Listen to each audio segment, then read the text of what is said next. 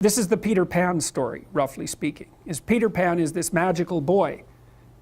Pan is the god of everything, roughly speaking, right? And so it's not an accident that he has the name Pan. And he's the boy that won't grow up. And he's magical. Well, that's because children are magical. They can be anything. They're nothing but potential. And Peter Pan doesn't want to give that up. Why? Well, he's got some adults around him, but the main adult is Captain Hook. Well, who the hell wants to grow up to be Captain Hook? First of all, you've got a hook. Second, you're a tyrant. And third, you're chased by the dragon of chaos with a clock in its stomach, right? The crocodile. It's already got a piece of you. Well, that's what happens when you get older. Time has already got a piece of you. And eventually, it's got a taste for you. And eventually, it's going to eat you. And so Hook is so traumatized by that he can't help but be a tyrant. And then Peter Pan looks at traumatized Hook and says, well, no, I'm not sacrificing my childhood for that. So that's fine, except he ends up king of the Lost Boys. In Neverland, well, Neverland doesn't exist, and who the hell wants to be king of the Lost Boys? And he also sacrifices the possibility that he'll have a real relationship with a woman, because that's Wendy, right? And she's kind of conservative, middle class, London dwelling girl. She wants to grow up and have kids and have a life. She accepts her mortality, she accepts her maturity. Peter Pan has to content himself with Tinkerbell. She doesn't even exist. She's like the fairy of porn. She doesn't exist. She's the substitute for the real thing. And so, but the dichotomy that you're talking about is very tricky, because there's a sacrificial element in maturation, right? You have to sacrifice the pluripotentiality of childhood for the actuality of a frame. And the question is, well, why would you do that? Well, one reason is it happens to you whether you do it or not. You can either choose your damn limitation, or you can let it take you unaware when you're 30, or even worse, when you're 40.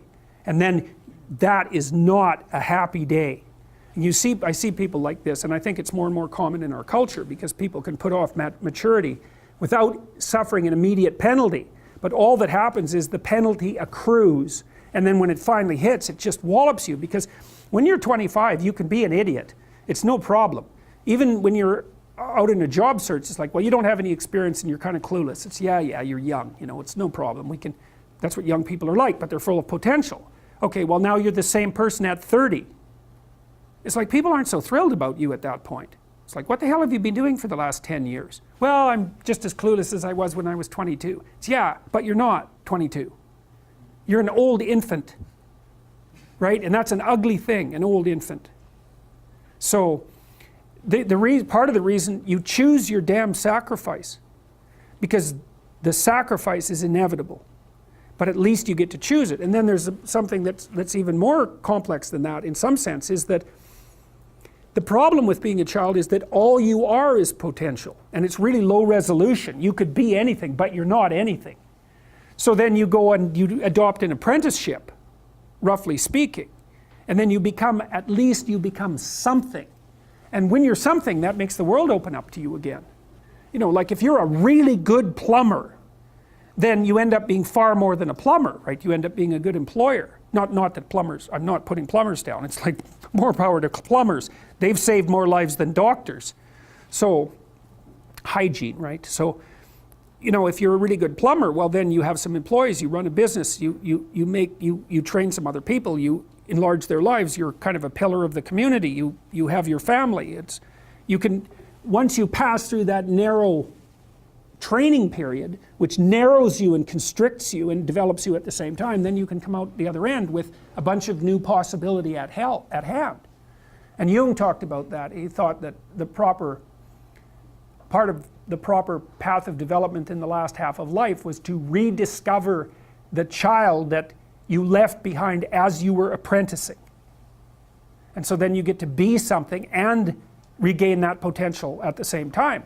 Very, very smart. Well, he was very, very smart, so that's very wise thing to know. So, yep. Sacrifice. We'll talk more about that too. You get to pick your damn sacrifice.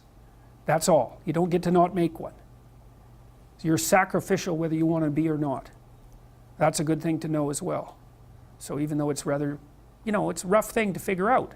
But other questions?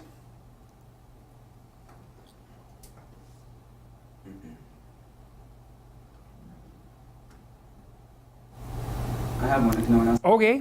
That thing you just said about noticing it more and more in people late into their 20s. Yeah. What do you think about that? Where do you think that comes from in terms of the culture we live in? I think universities facilitate it.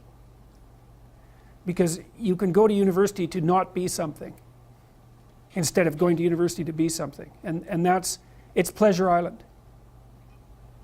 And the price you pay for it, especially in the US, is debt. And you're enticed into it because the administrators can pick your pocket. So they rob your future self while allowing you to pretend that you have an identity, right? Very nasty. And you can't declare bankruptcy with your student loans in the US. It's indentured servitude. And it's precisely Pleasure Island. It's exactly that. And so tuition fees have shot way out of control. And part of the reason that universities don't make more demands on their students and let them get away with all the things they let them get away with is because they're basically, why the hell would you chase them out? They're $100,000 or more. So they can do whatever they want as long as you get to sell them to the salt mines. Right. So, and it's not the only reason, because the other thing that's happened is that the rate of technological transformation is so fast now, and the rate of turnover of things is that it is genuinely harder for people who are, say, 18 to 20. When I was a kid, roughly speaking, the kind of rough patch for life was probably 14 to 17, something like that.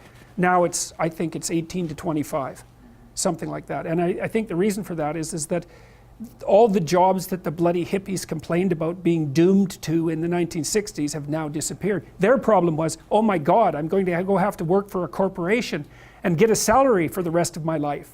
And then I'll just end up in it with a pension, and that'll be my whole life. It's like, well, it seems like a lot better deal than an endless round of part-time Starbucks jobs. So, some of it is that. There's a space now in our culture that is lacking for people to make that transformation from adolescence into adulthood. And so the cost of that is forestalled. It's not a good thing.